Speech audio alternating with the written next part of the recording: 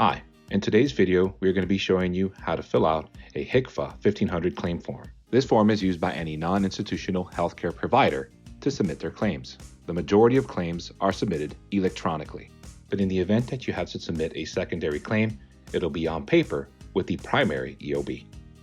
So let's go ahead and get started. At the top of the form, you're going to be entering the payer information. Don't forget to enter the zip code +4 USPS Postal Service code.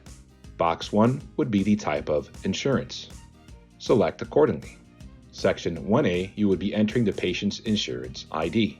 Box 2 is the patient's first and last name. Box 3 is the patient's date of birth and gender. Box 5 is the patient's address, city, state, zip code, and phone number. Box 6 is the patient's relationship to insured. Please fill out accordingly. Box 7, you will enter the insurer's address once again. Please ensure that you enter the zip code +4 USPS Postal Service code in boxes 6 and 7. In section 11, if there's an alternate insurance plan available to the patient, you would enter that information in section 11 under Insured Policy Group or FICA number. You would enter the patient's date of birth, sexual orientation.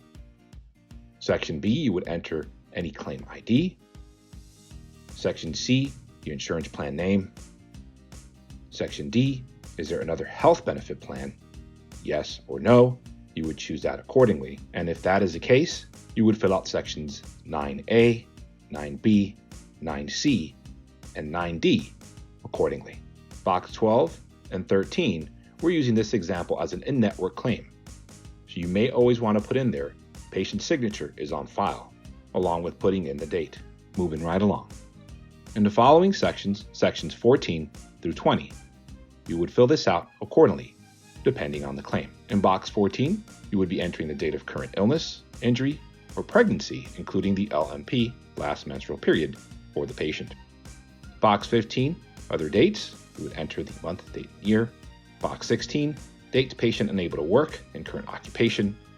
Box 17, you will enter the referring physician information, and in section 17A and 17B, you will enter the referring physician NPI. Be advised that you can locate the referring physician information in MedTrack. Simply log into MedTrack, search your patient in the search field, then simply click on the patient's first and last name blue hyperlink. This will then direct you to the patient's details page. Here you will scroll down to the ordering physician section and obtain the referring physician information to place on your CMS 1500 claim form. Referring physician information can also be found on your plan of care and/or patient order documents submitted by the referring source.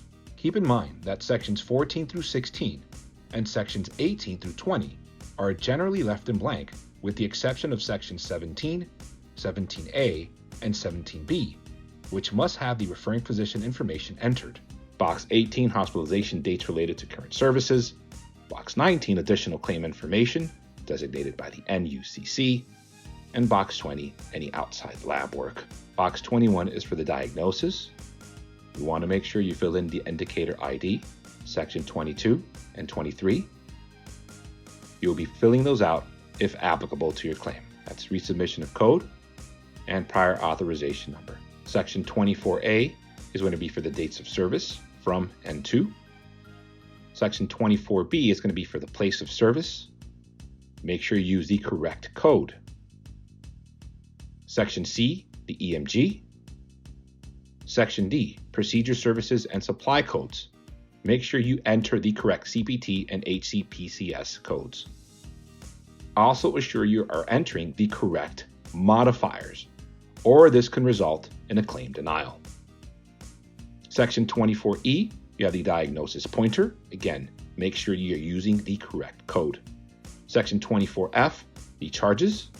Section 24G, units of service. Please defer to your authorization for number of units that were approved. Section 24H, MOS section. Section 24I, the EPSDT reason code, if patient is currently under treatment for referred diagnostic or corrective health problem. Section 24J, this box will display the individual NPI of whichever provider is listed as the rendering provider on each appointment.